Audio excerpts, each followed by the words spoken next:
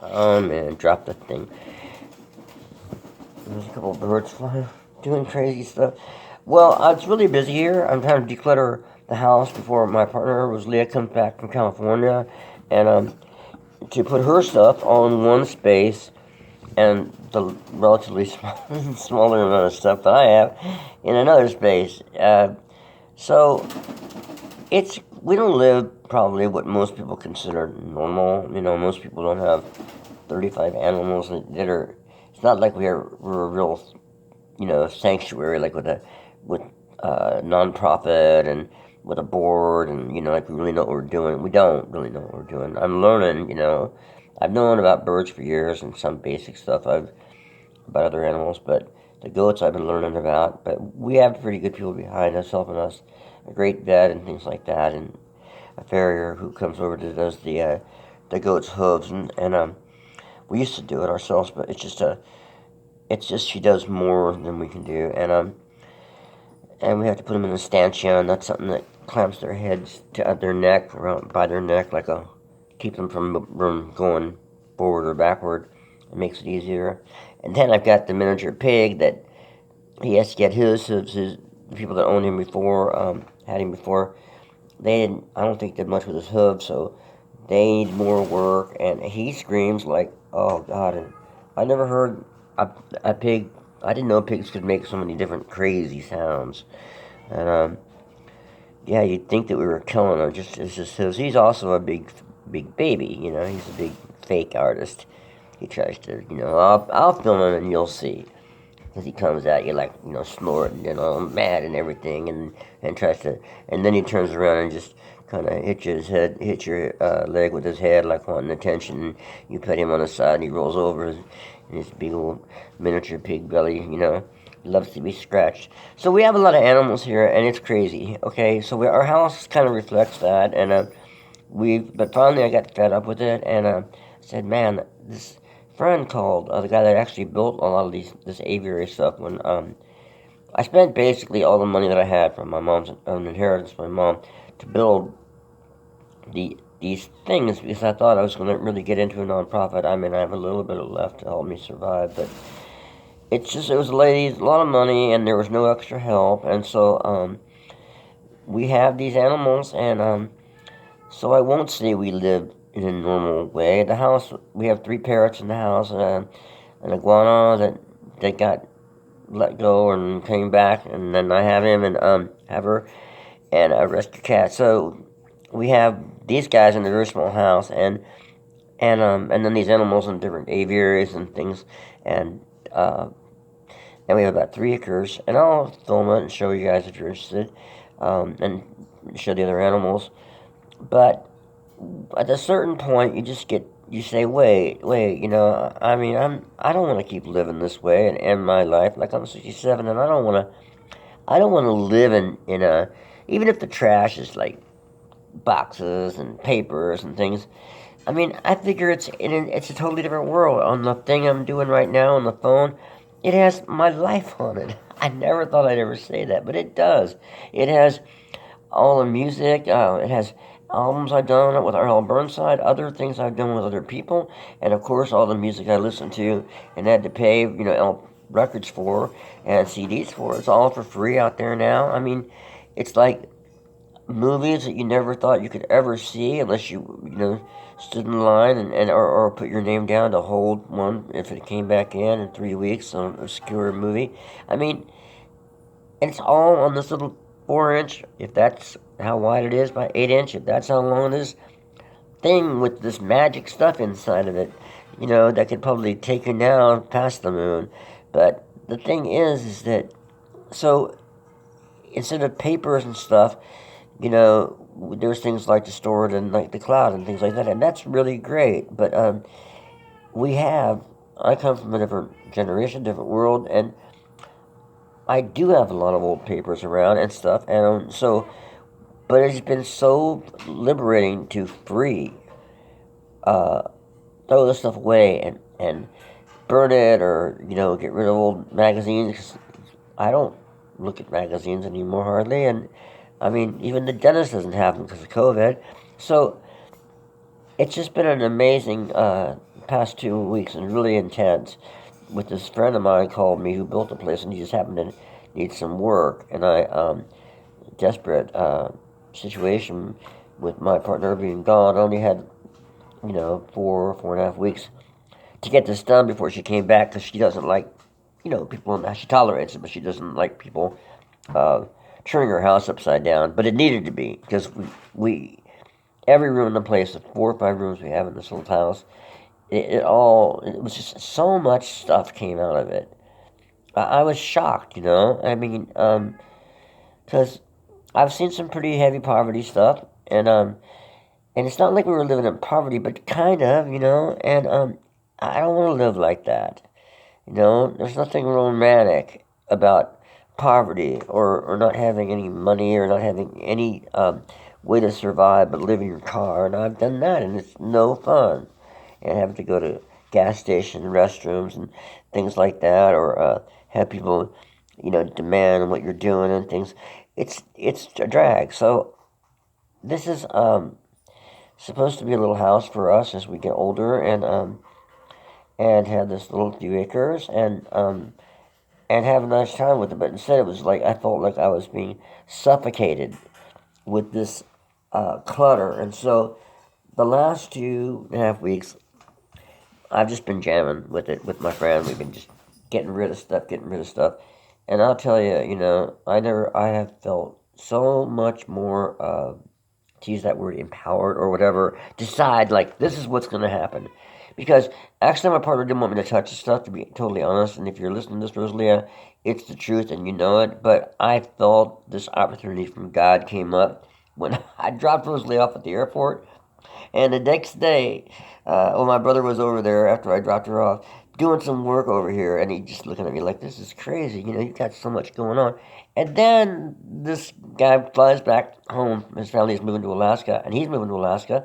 Comes back home, and we're talking about guitar. He wants me to show him more guitar stuff, and for 5 years I hadn't seen him because he got done with the work, and we had some little problems and whatever.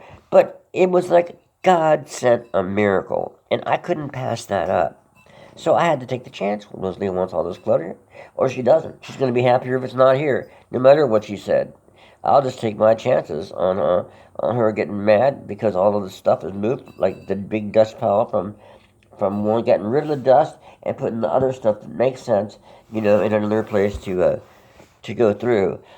And I'm so glad I made this decision. But this all leads up to something with music, and so I was thinking, okay, that's cluttering, and I'm thinking of cluttered notes, and then I was thinking about like at different times in my life, I've had more time to play the harmonica or guitar or whatever, and different. I put different stresses on like the guitar. I was getting by with what I knew on harmonica and learning a lot more about guitar. Or now with the harmonica, it's opposite. I'm getting much. I really love the harmonica again. I've fallen back in love with it. So I was thinking, okay, even um, sometimes I would think, well, I don't have time to practice, or I'm so busy. And like now, it'd be easy to not practice anything. But even if you play 3 or 4 instruments, even if you play one thing to practice in the day, it still relates to the other instruments. And they say that about writing too. If you most people have at least 15 minutes in the day to do something because you just do, and I'm no exception. So I know that doing these videos helps me be more focused on what I'm trying to do and play and explain and what I know and what I need to learn still, plenty.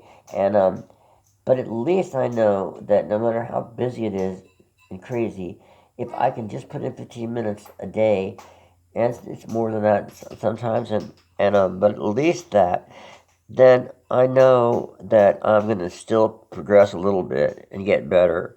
Because 15 minutes really adds up. You think 15 minutes times 10 days is 150 minutes times 30 days in the month is, how many inches is that? 450 minutes? Okay, you think, well, okay, big deal. Let's see, 60, 120, 180, 240, 300, 360, 420, Okay, that's about 7.5 hours. And maybe that's not 58 hours, like, a piano genius, but at least you've got 7.5 hours in that month in a practice. It's just 15 minutes a day for 7 days a week. And if you increase it by 15 minutes in the morning or 15 minutes and 15 minutes in the evening, and then you have twice as much. And that you'll have to figure out the number for yourself. And so I'm just saying that there's always an excuse we all have to not do something that we know will automatically make us feel better. I've stopped exercising. I need to get back into that. I always feel so much better. The same thing, just 15 minutes, 5 exercises. Just do it. But then you stop and you procrastinate. Same old, same old.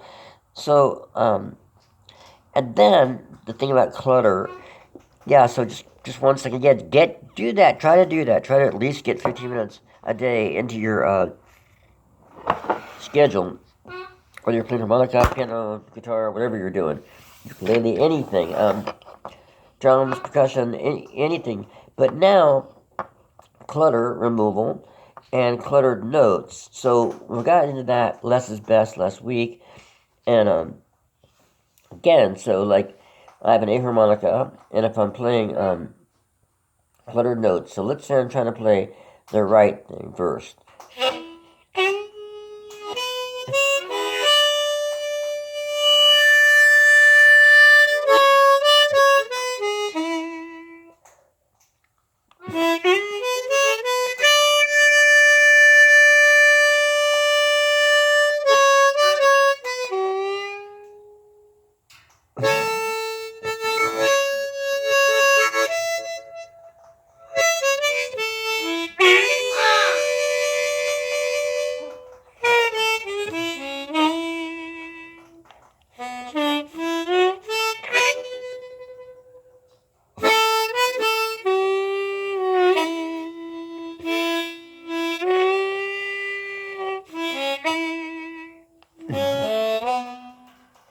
Alright, so I tried to take my time and just, that's Herbie, different man, Green Monster.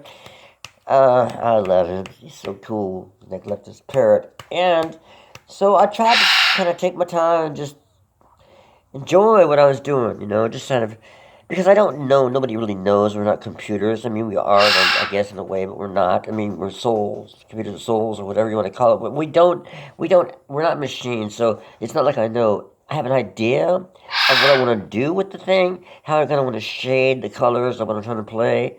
Do I want it like sharper or harder or kind of a little laid back? But I don't know exactly the note I'm playing until it happens. But I do know that the progression of the 1 4 1 5 4, and I know that within those each, if I'm on the one, what I'm doing. But it's not like I know exactly what I'm doing. I mean, if there's certain songs, of course, I mean, that is based on a certain song. But I mean, I know that if I'm gonna do like "It Ain't Easy" from Big Walter, I do know that I'm supposed to go.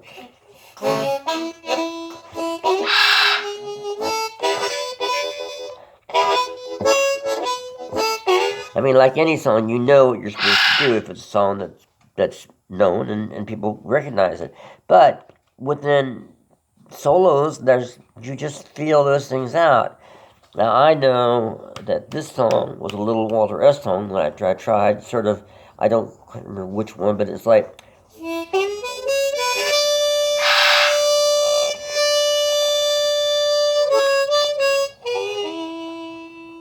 I mean, yeah, just spacing it out. I don't remember which one that beginning is, but he did a lot of kind of things like that, and it's so beautiful how he just stretched those notes out, and he just made it seem like, maybe it was 11:45. I don't know.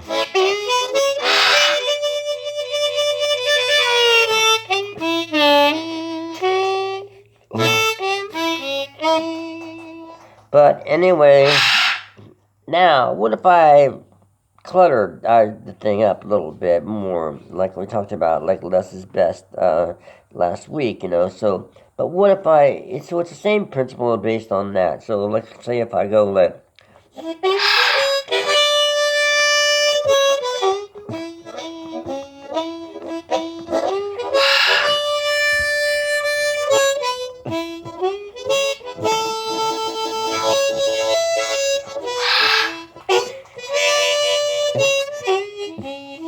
I sped up the tempo on it, but I should go back and try it more like the way I was doing it slow. So let's say a slow tempo with cluttered in it, cluttered notes.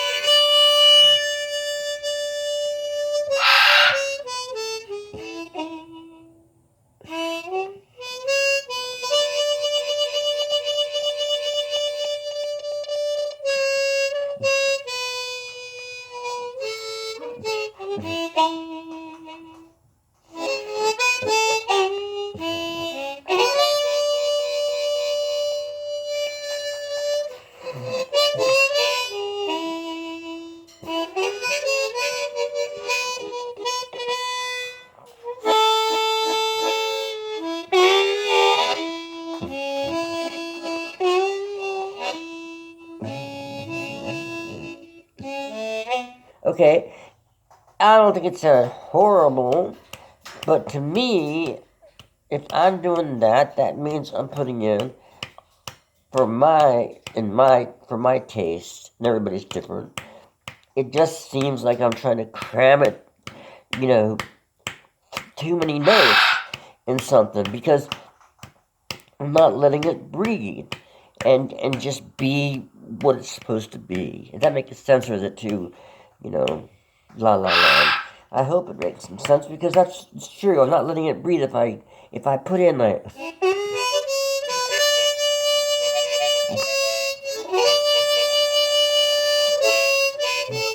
Okay, it sounds similar to if I'm going to do it the right way, so this would be so-called the right way.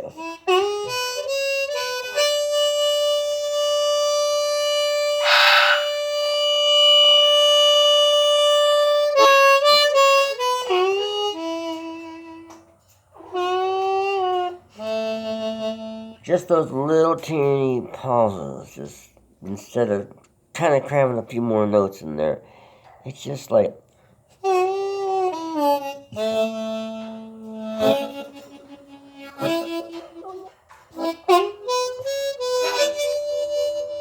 And then have room to put sort of an octave there.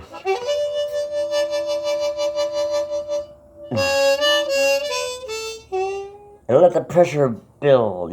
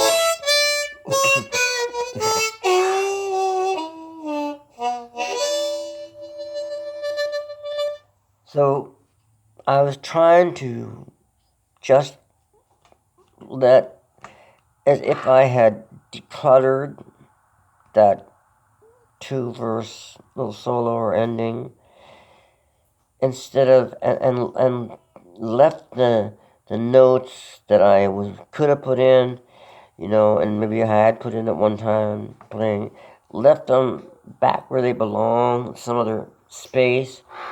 Because if I was doing it the other way, those last 2 verses maybe would have sounded more like.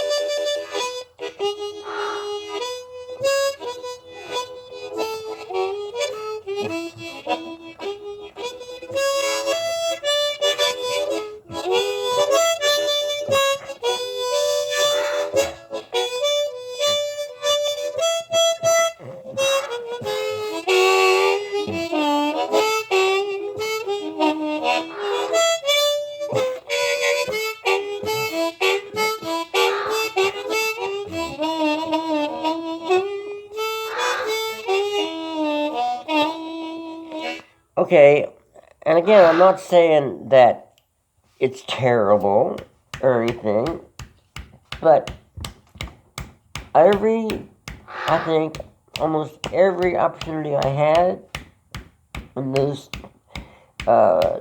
two verses, I was putting notes in, cramming stuff in, and yeah, I think technically it's okay because I've been playing for a while, and I mean, except for the harmonica constantly clogging up because of the lack of teeth I have around here in my lower mouth a little bit.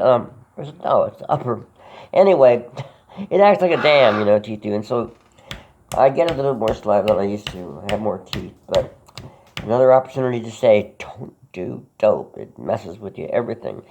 It certainly did me, especially when I got on methadone. That really got into my bones and messed me up bad with doctors, dentists and doctors. But anyway, so whatever. I'm just saying that try to remember that, again, going back, less is best. And if you want what you're doing just to, have its own life, you don't have to infringe on it by saying, oh, wait, maybe I better pump it full of cool notes that I know how to do. Because that's another thing, okay, I think the second time around I covered, more stuff with what I can kind of do from what I've learned. But is it necessary? I mean, another day, another time, another song, another verse, and something else. Is it? Do I have to do everything? Do I have to cram in like?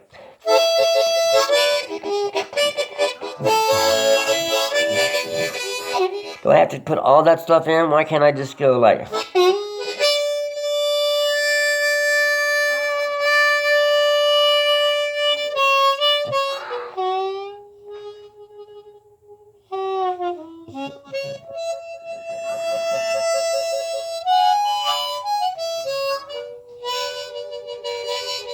Now I could have done, because I know how to do this, I could have done on the step upper stuff, I could have gone.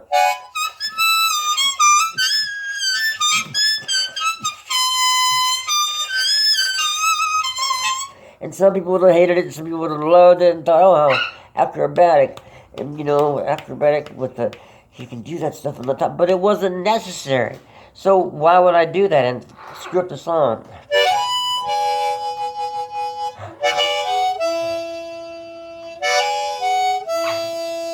I mean, that little simple phrase there.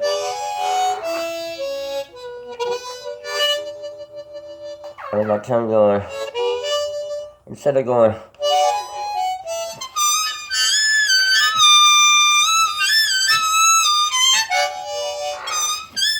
it just seems, that's kind of an exaggeration, but I think you all must know what I mean. Well, this was supposed to be about the relationship between like A minor and C major, and how all minor keys have that step and a half up. Major, if you're in A minor, C major. If you're in B, it would be B minor. Then it would be D major, right? So step and a half up is your major key for every minor. When you're in minor, you can't go wrong. And I learned that from when I was at the very beginning, and then somebody's playing something like Summertime or something, and maybe it's A minor, or I don't know, on a guitar, and she said, oh yeah, well the relative major is C, so I didn't know how to do any third position then, and I thought, oh, that's cool, and I can just play along with it by just playing the major key, like so you'd be doing Summertime, in this whatever minor thing. That was A minor, of course, whatever. I think it was Summertime. And then I could just, even if I didn't really know what I was doing, I could go.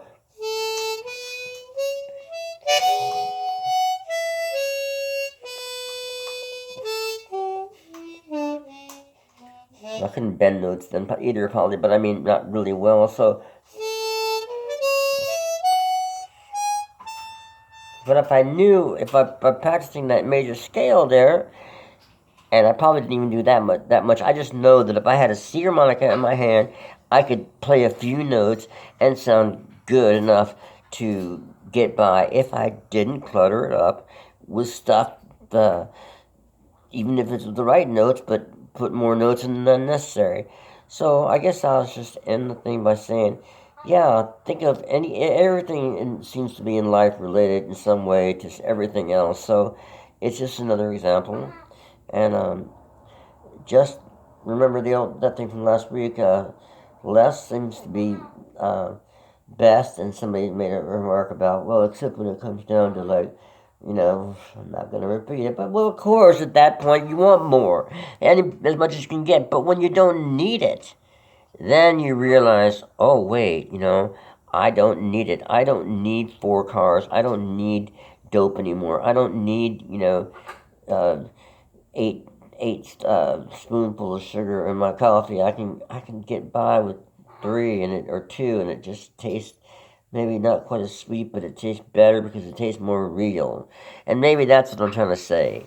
It's just more real when you do something like with this harmonica, because we have harmonica in our hands, and when we go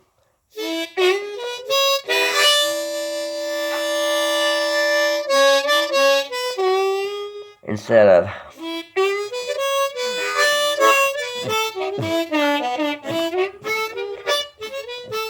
an acrobatic bullshit, So that's all I'm saying. Be real with it and enjoy it and have fun with it and go.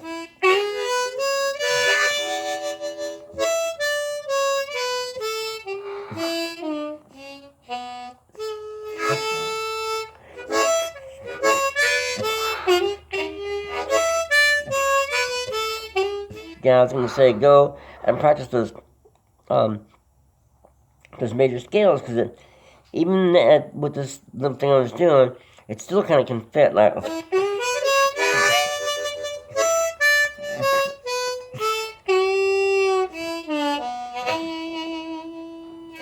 Okay, so that is maybe the last thing I should really say is that yes, practice that major skill in this case, thinking that it's a relative major for the minor, which is every time somebody says, "Oh, I'm an F minor," you think, "Well, I don't have a G sharp harp. Can you?" But I do have an A harmonica. Can you please play the guitar in F sharp? And then they'll give you an F sharp minor, because I will play it in let's see, A minor on the A major on my harmonica, and they'll look at you like they hate you, and they might put a capo on it and do it anyway. Okay, take care of yourselves, and thank you very much for hanging out. Have a good morning, good evening, good afternoon, wherever y'all are.